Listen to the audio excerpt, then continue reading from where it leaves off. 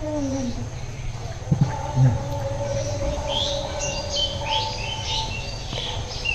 কি বলেছো দাদাকে আমি সব শুনতে পেয়েছি, জানো তো। আমি ছিলাম তোমার খাওয়ার সময়, ঠিক আছে ঠিক আছে, তোমাকে যখন আমি খাওয়াচ্ছিলাম আমি ফাঁসেই ছিলাম।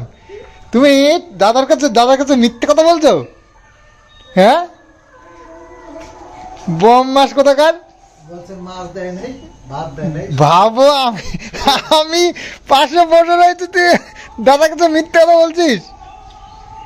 কি অবস্থা কিষাণু, তোকে মাছ না দিয়ে খায় কেউ? কি অবস্থা দেখো। ঠাম্মি শুনলে তো তোকে তো, ঠাম্মি যেন না শোনে তুই যা বলেছিস বলেছিস, আর বলিস না কিন্তু, যা বলেছিস আর বলিস না। ওয়েলকাম টু টক ঝাল মিষ্টি উইথ ইপসিতা। আর আমি ইপসিতা, এখানে নো গালাগালি, নো কিস্তি, অনলি মস্তি। তো আজকের ভিডিওর শুরুতে সবার আগে জানাই সবাইকে নতুন বছরের অনেক অনেক শুভেচ্ছা।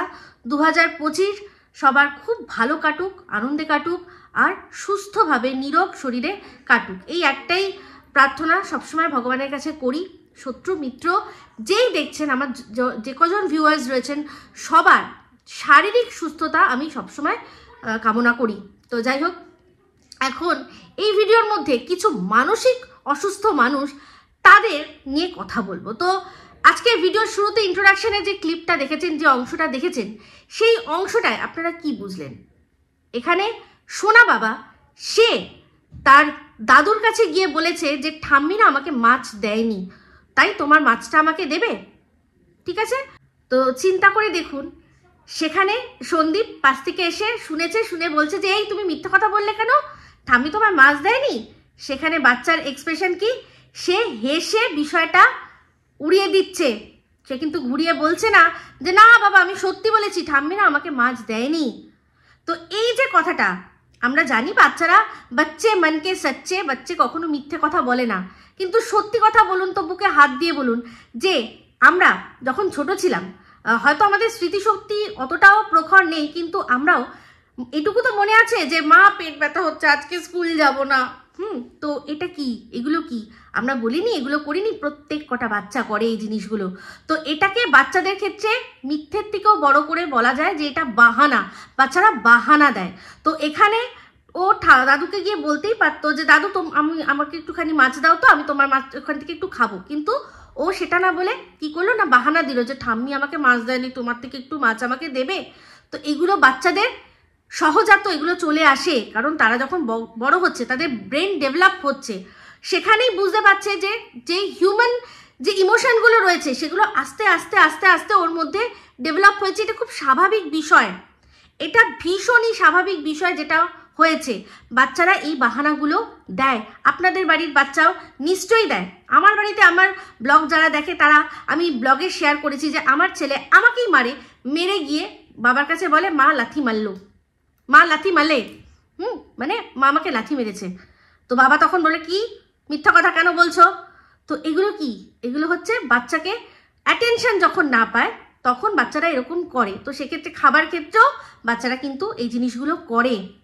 তো ভুল, এমনকি বাচ্চারা স্কুল না যাওয়ার জন্য, পড়তে না যাওয়ার জন্য শারীরিকটা বলবে, শারীরিক কষ্ট, আজকে আমার ভাল লাগছে না, শরীর খারাপ, পেট ব্যথা, আমার বারবার পটি পাচ্ছে, এগুলো বাচ্চারা করে। একদম আমরা যখন করেছি, আমরা হয়তো গিয়ে ক্লাস 4-5-এ উঠে হয়তো এগুলো করেছি। এখন বাচ্চারা অনেক অ্যাডভান্স, ওরা এখন 4-5 বছর, 3-4 বছরের আগের থেকেই করছে। তার মধ্যে আমাদের সোনা বাবা আরও একটু বেশি অ্যাডভান্স, আর হয়ে গেছে জবের থেকে ওর জীবনে এরকম একটা ঝড় উঠেছে, ও চট করে বড় হয়ে গেছে। সেটা আমরা সবাই, প্রত্যেকে যারা ওকে একদম ছোট্টবেলা থেকে লক্ষ্য করেছি, আমরা প্রত্যেকে বুঝতে পারছি যে বাচ্চাটা জাস্ট 1-2 মাসের মধ্যে হঠাৎ করে যেন কিরকম বড় হয়ে গেছে, হঠাৎ করে কেন যেন বড় হয়ে গেছে। এটা কিন্তু একদম সত্যি কথা। তো এই জিনিসটা, এই একটা জিনিস যেটা শোনা গেছে, যেখানে সোনা বাবা তার ঠাম্মিকে বলছে যে আমাকে রোজ মারে, যে আর কি পড়ায়, যে তাকে পিসি বলে ডাকে বা যাই বলে ডাকুক, সে মারে, আমাকে রোজ রোজ মারে। তো ঠাম্মিও জানে যে নাতি মিথ্যে কথা বলছে, সেই জন্য বলছে ও আচ্ছা মারে, এটা তো ভারী অন্যায় বিষয়, ভারী অন্যায় বিষয়। কিন্তু সেটাকেই একটা ইস্যু বানিয়ে কিছু মানুষ জাস্ট আগুন নিয়ে খেলছে। বাচ্চা কিন্তু ওয়াইটিতে এখানে আমাদের আগুনের মতো, কারণ আমাদের দেশে শিশু সুরক্ষা বেশ কড়া, কিন্তু সেটাকেই যদি কেউ ফেক হাতিয়ার বানিয়ে, যারা আর কি কিছু ক্রিয়েটার যে একটা ফেক প্রোপাগান্ডা চালানোর চেষ্টা করছে, তার যে ফল কি মারাত্মক হতে চলেছে, আমি তাদেরকে জাস্ট একটা ইঙ্গিত দিয়ে গেলাম। এর চেয়ে বেশি আমার বলার এখতিয়ারের মধ্যে নেই। তারা বুঝতে পারছে না, তারা জাস্ট আগুন নিয়ে খেলছে। কারণ এই যে বাচ্চাটা, যার সম্পর্কে এই ধরনের কথা জাস্ট ভিডিওর মধ্যে থেকে কন্টেন্টের জন্য টুইস্ট অ্যান্ড টার্নস করে ইউজ করছে, সেইটাই যে তাদের জীবনে কীরকমভাবে ভয়াবহ একটা পরিণতি আনতে চলেছে তারা বুঝতে পারছে না। আমার মানে ফেলো ক্রিয়েটার্স, আমার মন বলল, আমাকে কেউ বলেনি, আমার মন বলল যে তাদের একবার আমি সাবধান করি যে আগুন নিয়ে খেলো না। কারণ এর আগেও আমরা দেখেছি একজন, তাকে কিন্তু চাইল্ড কমিশন পর্যন্ত টেনে ঘষতে ঘষতে নিয়ে যাওয়া গেছে। সে পায়ে হাতে ধরে এখন নিস্তার পাওয়ার চেষ্টা করছে, এখনো কিন্তু সে পুরোপুরি নিস্তার পায়নি। কারণ একবার যখন চাইল্ড কমিশনকে করা হয়েছে ইনভলভ, সেখানে যখন প্রমাণ দেখানো হয়েছে যে সে একটা বাচ্চাকে কিভাবে অ্যাটাক করেছে, সে তার শর্ট টার্ম মেমোরি লসের ক্ষেত্রে বলে ডিং ডিং ডিং ডিং করে ভুলে যেতেই পারে, কিন্তু একটা বাচ্চাকে জঙ্গলি লাগছে, বাচ্চাটার মানে রীতিমতো তাকে ক্রিটিসাইজ করা, যেটা কিনা একেবারে অনৈতিক শুধু নয়, সেটা ক্রাইম রীতিমতো, এটা শুধুমাত্র মানে বেআইনি বিষয়, কিন্তু সেই জিনিসটা শুধুমাত্র কন্টেন্টের জন্য, আর যার বাচ্চা তার মায়ের ওপর প্রতিহিংসা পরায়ণ হয়ে এই জিনিসটা করেছে, কিন্তু তার মায়ের কাছে ক্ষমা চেয়ে নিয়েছে। সে হয়তো ঝামেলার থেকে এড়াতে গিয়ে ক্ষমা করেও দিতে পারে, কিন্তু এই যে বাচ্চাটি, যেই বাচ্চার বাবা কিনা এখন খেটে খেটে ইনকাম করে অর্ধেক টাকা পয়সা তার বেশ, কিন্তু এই যে বাচ্চাটি, যার বাবা দুটো চ্যানেল চালাচ্ছে ইনকাম করার জন্য, সে মরিয়া, তার সত্ত্বেও তাকে কি করতে হচ্ছে, বেশ কিছু কেসের জন্য টাকা পয়সা খরচা করতে হচ্ছে। তো সে টাকা পয়সা খরচা করছে কেন? সেই কেসটা জেতার জন্য। সেই কেসটা কি, তার বাচ্চাকে নিজের কাছে রাখার জন্য। যে কিনা নিজের বাচ্চাকে নিজের কাছে রাখার জন্য টাকা মানে কষ্টার্জিত টাকাটাকে খরচা করতে পারে, সে যারা কিনা এই ধরনের ফেক প্রোপাগান্ডা চালাচ্ছে, তাদের বিরুদ্ধে কিরকম মারাত্মক স্টেপ নিতে পারে তারা বুঝতে পারছে না। কারণ তাদের কিন্তু প্রমাণ করতে হবে তাদের ভিডিওর মধ্যে কথাগুলো। একটা বাচ্চা, সে অপুষ্টিজনিত অবস্থায় ভুগছে, বা তার দেহে ইমিউনিটি নেই, বা তার হচ্ছে গিয়ে বডি ওয়েট কম, এগুলো সব কিন্তু তাদের মুখের কথায় বিচার হবে না। যখন বাচ্চার ইমিউনিটি পাওয়ার কমে গেছিল, বাচ্চার বাবা নিজে বলেছিল, সেটা কখন, যখন মা সদ্য বাচ্চাকে ছেড়ে চলে গেছে। কারণ ওই বাচ্চাটি কিন্তু ব্রেস্ট ফিড করতো। তো ব্রেস্ট ফিডিং এর মাধ্যমে, কারণ বাচ্চার বয়স তখন 2.5 বছর মতো ছিল, 2.5 থেকে 3 বছর অবধি মোটামুটি ব্রেস্ট ফিড করা চলে, সেটা হেলদি। তো সেখানে বাচ্চার মায়ের কাছ থেকে যে ব্রেস্ট ফিডের মাধ্যমে ও একেবারে তাজা ইমিউনিটিটা পাচ্ছিল, সেইটা যখনই হঠাৎ করে বাচ্চার মা বন্ধ করে দিয়ে নিজের সুখ দেখতে সে অন্য কোথাও বেরিয়ে চলে গেল, সেই সময় তার ইমিউনিটি পাওয়ার কমে গেছিল। তারপরে আস্তে ওষুধের মাধ্যমে বাচ্চাকে সেটা পূরণ করা হয়েছে। তো এই যে বাচ্চার শরীরে সে খেতে পায় না, বাচ্চাকে খেতে দেওয়া হয় না, তার খাবারের কষ্ট, এগুলো কোনো মানুষের মুখের কথায় বিচার হবে না। কিন্তু যারা কমেন্টে লিখছে তাদের কি হবে আমি বলতে পারছি না, কিন্তু যারা ভিডিওর মাধ্যমে বলছে তাদের কিন্তু এগুলোর প্রমাণ দিতে হবে। কারণ বাচ্চার শরীর, তার দেহের ওয়েট, তার বডি, যার আর কি হাইট, সমস্ত প্যারামিটার, এটা কি করবে, বিচার করবে কে? ডক্টর করবে। সে দরকার পড়লে যে চাইল্ড কমিশন, সেই চাইল্ড কমিশনের যে ডক্টর আছে, সে পর্যন্ত দেখবে সে সত্যিই বাচ্চার যা বয়স সেই অনুযায়ী হাইট, ওয়েট, সমস্ত কিছু ঠিকঠাক আছে কিনা। তো সেখানে এই ন্যাকামি করে কন্টেন্টের জন্য বাচ্চার মায়ের পা তলা সমস্ত কিছু চেটে যারা ভিডিও করছে, তারা জাস্ট আগুন নিয়ে খেলছে। আমরা বাচ্চাটাকে সমস্ত সময় দেখছি, সারাক্ষণ বাচ্চাটি মানে যথেষ্ট পরিমাণে লাফালাফি, ঝাপাঝাপি, বাচ্চাটি অ্যাক্টিভ থাকছে। একটা অসুস্থ বাচ্চা ওরকম অ্যাক্টিভ থাকতেই পারে না। নিজেরাই কিরকম ধরনের অক্সিমরন টাইপের কথাবার্তা বলে, একদিকে বলছে দুরন্ত বাচ্চা, একদিকে বলছে অসুস্থ বাচ্চা। অসুস্থ বাচ্চা কি করে দুরন্ত হবে? দুরন্ত বাচ্চা কি করে অসুস্থ হতে পারে? সবসময়ের জন্য। তাই না? বাচ্চাটাকে আমরা সবসময় জ্বর জার সব কিছুতে দেখি না তো, টাচুট যেন দেখতে না হয়। তো সেক্ষেত্রে বাচ্চাটিকে কি দেখছি, যখন ওয়েদার চেঞ্জ হচ্ছে সে সময় প্রত্যেকের বাড়ির বাচ্চার এই জিনিসটা হচ্ছে, প্রত্যেকের বাড়িতেই হচ্ছে, তাদের সবারই মা কোলে নিয়ে থাকছে, তার সত্ত্বেও যে বাচ্চাদের মার মানে সারাক্ষণ মায়ের সাথে থেকেও সেই বাচ্চাগুলো কি করে অসুস্থ হয়ে যাচ্ছে। একটা কোনো চাইল্ড স্পেশালিস্ট যখন যে জায়গায় বসে সেই জায়গায় গিয়ে দেখা হোক তো, যে কীরকম লাইন পড়ে। সবার মা কি পরকিয়া করে নিজের সুখ খুঁজে বেরিয়ে চলে গেছে? তো সেক্ষেত্রে এই বাচ্চাটি যেভাবে আছে একদম পারফেক্ট রয়েছে, কিন্তু তার সত্ত্বেও যেভাবে এই মিথ্যে চাষগুলো করা হচ্ছে, তার ফলে এই যে চাষিরা তারা যে কি বিপদে পড়বে বুঝতে পারছে না। সামান্য দুটো টাকা মানে লেনে কে এসে দেনে পড়েঙ্গে সেটা বুঝতে পারছে না। তো যাই হোক, আমি তো শুধু অবাক হয়ে যাই ওই লালা ঝোলা, তারপর চুনামুনা, এই যে যারা রয়েছে, দালালের কথা বলছি না, দালাল বেশ ভালো টাকা ইনকাম করে ইউটিউব থেকে, কিন্তু এরা তো ইউটিউব থেকে মানে সেই রকম চোখে পড়ার মতো টাকা ইনকামও করছে না। তাহলে এদের এত কিসের ইন্টারেস্ট রয়েছে? কারণ এদের ইউটিউব না দিক, এদের টাকাটা অন্য জায়গা থেকে আসছে। সেই জন্যই এরা রীতিমতো ভিউজের চিন্তা না করে সমানে সন্দীপের পেছনে তাদের টাস্ক দেওয়া হয়েছে লেগে থাকার জন্য। কিন্তু তাও বলছি, হয়তো অন্য জায়গা থেকে তাদের উকিল অ্যাপয়েন্ট করে দেওয়া হোক বা যাই করা হোক, কিন্তু এই যে মিথ্যে কথাগুলো বলছে তার যে ফল কি মারাত্মক হবে। কারণ তাকে তো প্রমাণ করতে হবে যে বাচ্চা অসুস্থ বা বাচ্চাকে খেতে দেওয়া হয় না, তাই জন্য বাচ্চার শরীরে আর কি ওজন কমে গেছে। ডক্টর বলবে তো আমিও একটা 5 বছরের বাচ্চার মা, তো সেক্ষেত্রে সোনা বাবার যে কি ধরনের কি শারীরিক কন্ডিশন খুব ভালোভাবে বুঝতে পারি। ওই ঝোলা মাসি তো সারাক্ষণ মানে ম্যাগি খাইয়ে বাচ্চাটাকে বড় করে দিয়েছে, অন্য কিচ্ছু করতে পারেনি। অন্যের বাচ্চার দিকে তার নজর, অন্যের বাচ্চা নিয়ে যখন বলবে, এবার তারও বাচ্চাকে নিয়ে অবশ্যই কথা বলবো, কারণ হচ্ছে গিয়ে সে যখন অন্যের বাচ্চার সার্বিক উন্নতির কথা চিন্তা করছে, তার নিজের ছেলের কথা মনে করছে না কেন? কারণ তার ছেলে তো বয়স অনুযায়ী কোনো কাজ করছে না, মায়ের সাথে সারাক্ষণ মায়ের আঁচল ধরে বসে থাকে। তার মি টাইম কখন হবে? সে মি টাইম কখন কাটাবে? মা এবার বাচ্চাটাকে একটু ছাড়ুক, যাতে সেই বাচ্চাটাও মি টাইম কাটাতে পারে, যে কিনা সারাক্ষণ সন্দীপকে মি টাইম কাটাতে দেখে। তো ওনার তো এবার সময় হয়ে গেছে যে ক্যাঙ্গারুর ঝুলি থেকে বাচ্চাটাকে বার করে বাচ্চাটাকে নিজের পায়ে দাঁড়ানোর যোগ্য করে দেওয়া উচিত।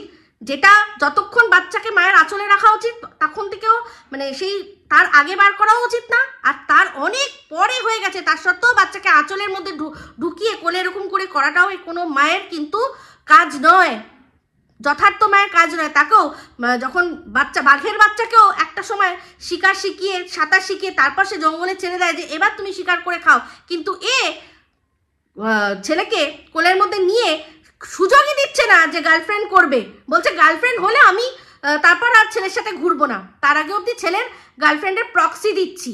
তো ছেলেকে না ছাড়লে সে গার্লফ্রেন্ডটা করবে কি করে, তাই না? তো বাড়িতে তো বৌমার বদলে তারপর দেখা গেল জামাই চলে আসলো, যে কিনা অন্যের বাচ্চার কথা চিন্তা করে, নিজেরটা চিন্তা করছে না। আর তার বড় তার মানে সারাক্ষণ কি মি টাইম কাটাচ্ছে, তাই জন্য তার তো ধারে পাশে আসে না। তো প্রবলেমটা কার? ওনার নাকি ওনার? কার প্রবলেম? যে দুজনের সাথে নেই।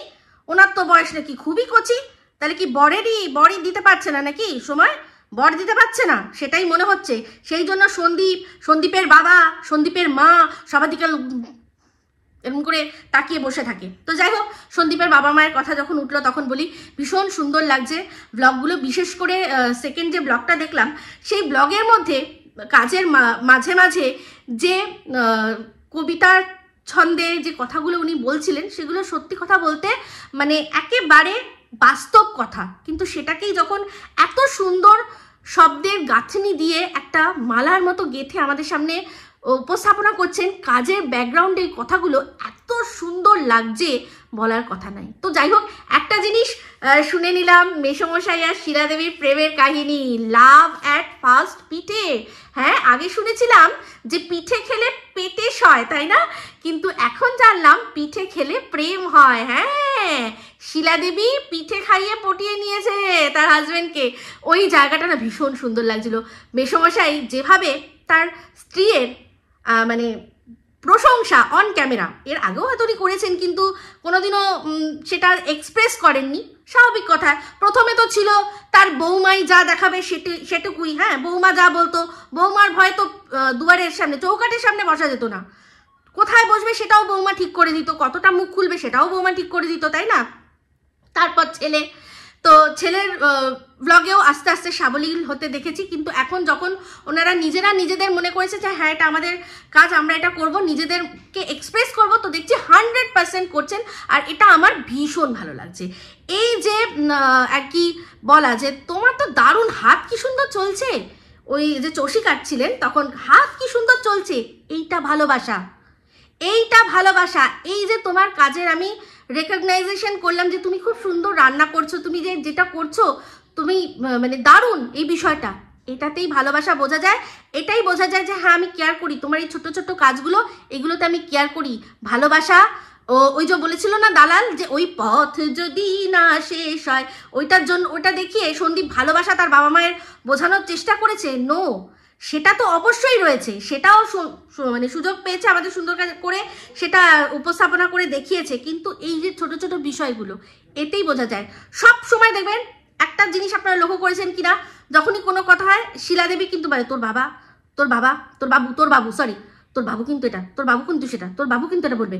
যে কোনো কথা, সন্দীপ কোনো কথা যদি তোলে সঙ্গে সঙ্গে আগে বাবুর প্রসঙ্গ শিলা দেবী তোলে। তার মানে তার কাছে তার হাজবেন্ড কতটা ইম্পর্টেন্ট, এইগুলো দিয়েই বোঝা যায়।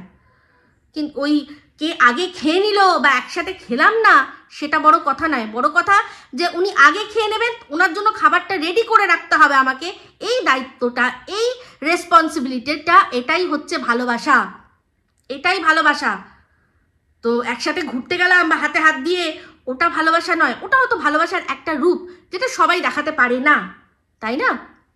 তো এই দালালের কাছে তো ভালোবাসা এটাই হচ্ছে গিয়ে যে বর তার বউকে কোনো কিছুতে আটকাবে না, তুমি যাবে রাত কাটাতে, দীঘায় যাবে, চলে যাওয়া, কোনো ব্যাপার না, এটা হচ্ছে ভালোবাসা।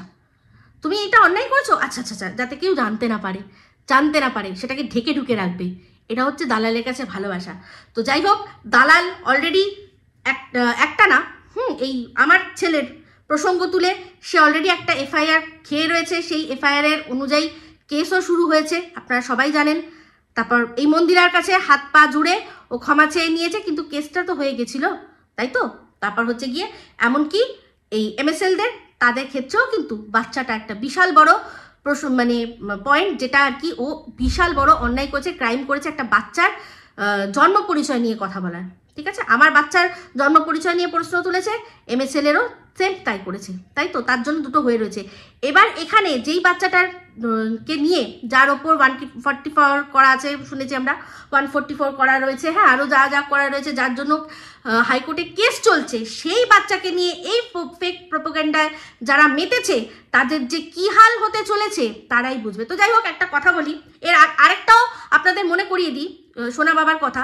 সোনা বাবার কথাটা কতটা বিশ্বাসযোগ্য এর আগেও আপনারা দেখেছিলেন, মনে করিয়ে দিচ্ছি। আমি চাইলে ফুটেজটাও তুলে দিতে পারতাম, দরকার নেই, মনে করালেই মনে হয়ে যাবে। মনে করে দেখুন, সোনা বাবার বাড়িতে ওর যে পিসি, ছোট্ট পুচকি পিসিটা, সেই পিসিকে নিয়ে এসছিল, পিসির সাথে খেলছিল, পিসির বাবা ডাকতে এসছিল, খুঁজতে এসছিল। সোনা বাবা কি বলেছিল, না না আমাদের বাড়িতে তো আসেনি, বলে ওকে বলেছিল তুই লুকিয়ে পড়, তুই এখানে থাক, বেরোবি না। বলছে না না আমাদের বাড়িতে তো আসেনি, কিন্তু ও সাথে করে নিয়ে এসেছিল। তো বাচ্চারা মিথ্যা কথা বলে না, এটা মিথ্যা থেকেও বড় হচ্ছে বাহানা, কারণ ও পিসির সাথে খেলতে চায়, যদি এখন দেখা দিয়ে দেয় তাহলে বাবা নিয়ে চলে যাবে, ও সেটা চায় না, সেই জন্যই এটা বলছে। এটা ওকে কেউ শিখিয়ে দেয়নি, সহজাত মানুষ তো, বাচ্চা তো বড় হচ্ছে তো আস্তে আস্তে, ওকে তো এই সমাজে এই জগতেই থাকতে হবে, সেই জন্য সেই জগতের মতো করে সে আস্তে আস্তে তৈরি হচ্ছে, তার ব্রেন ডেভেলপমেন্ট হচ্ছে, এগুলো থেকে বোঝা যায়। আর এমনিতে মিথ্যে কথা বলা সেটা তো ওর মায়ের থেকে ও সহজাত পেয়েইছে, একেবারে মায়ের পেট থেকেই পেয়েছে, একটুখানি তো মিথ্যে কথা ও বলবেই, আমরা জানি, কারণ ওর মা মুখ খুললেই মিথ্যে কথা বলে, তাই তো? তো ওর মাকে নিয়েও ভিডিও আমার অলরেডি করার ইচ্ছা আছে, কিন্তু সময়ের অভাবে ভিডিও করতে পারছি না, নিশ্চয়ই করব। তো যাই হোক, যেটা বলছিলাম, তো এরকম প্রচুর কিন্তু বাচ্চা টুকটাক কথা বলে। তো যাই হোক, বাচ্চা আর বাচ্চাকে অত্যাচার করছে তার টিচার। তো আমরা সবাই দেখেছি না, ফুগলা বলে যে বাচ্চাটি আছে, সে মানে ভাইরাল হলো কি করে, তার টিচার তাকে ভাইরাল করেছে। গোল গোল করেছিস কেন? আমি তো ছাল তুলবো কি এখন? তার টিচারের সাথে তার কথোপকথন সেটা ভাইরাল হয়েছে। সেখানেও টিচার বলছে না, টিচারকেও বলছে না না আন্টি আমাকে মেরো না, না ভুল হয়ে গেছে, না আমার অন্যায় হয়ে গেছে। ওইটা কি মনে হয়েছে আপনাদের কাছে যে বাচ্চাটার ওপর অত্যাচার হয়েছে? ওইটা কি বাচ্চার মা দেখেনি? নিশ্চয়ই দেখেছে, সবাই আমরা দেখেছি।